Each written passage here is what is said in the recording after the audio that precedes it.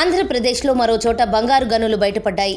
కర్నూలు జిల్లా ఆస్పరి మండలంలో బంగారం గనులున్నాయని జియాలజికల్ సర్వే ఆఫ్ ఇండియా ప్రాథమికంగా నిర్ధారించింది. బుధవారం విజయవాడలో నిర్వహించిన రాష్ట్ర జియాలజికల్ బోర్డు సమావేశంలో ఈ విషయాన్ని వెల్లడించారు. కర్నూలు జిల్లా డిడి రాజశేఖర్, నంద్యాల జిల్లా ఏడి రామచంద్రలకు సర్వే వివరాలు తెలియజేశారు.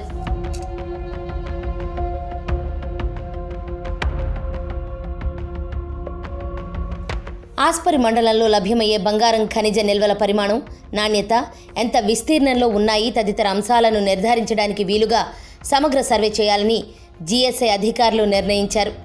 ఇప్పటికే తుగ్గలి మండలంలో బంగారం గనులున్నట్లుగా గుర్తించి తవ్వకాలు మొదలుపెట్టిన సంగతి తెలిసిందే. తాజాగా ఆస్పరి మండలంలోనూ గనులున్నట్లుగా జిఎస్ఐ శాస్త్రవేత్తల ప్రాథమిక పరిశీలనలో తేలింది. ఈ ప్రాంతంలో తవ్వకాలు చేయడం లాభదాయకమా కాదా అన్న విషయాన్ని నిర్ధారించి అందుకు అనుగుణంగా ప్రస్తుత ఆర్థిక సంవత్సరంలోనే సర్వేను పూర్తి చేయాలని జిఎస్ఐ భావిస్తోంది.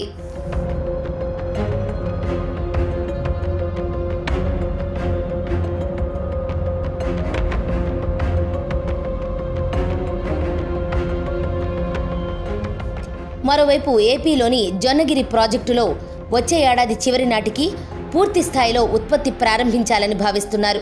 ఏడాదికి 750 కిలోగ్రాముల ఉత్పత్తి సామర్థ్యం గల ఈ మైన్లో వచ్చే ఏడాది చివరికి పూర్తిస్థాయి ఉత్పత్తి ప్రారంభమయ్యే అవకాశం ఉంది. కర్నూలు జిల్లా తుగ్గలి మండలంలోని జొన్నగిరి, ఎర్రగుడి, పగడిరాయి గ్రామాల్లో ఈ గని విస్తరించి ఉంది అంటున్నారు. దీనిని జొన్నగిరి గోల్డ్ ప్రాజెక్టుగా పిలుస్తున్నారు.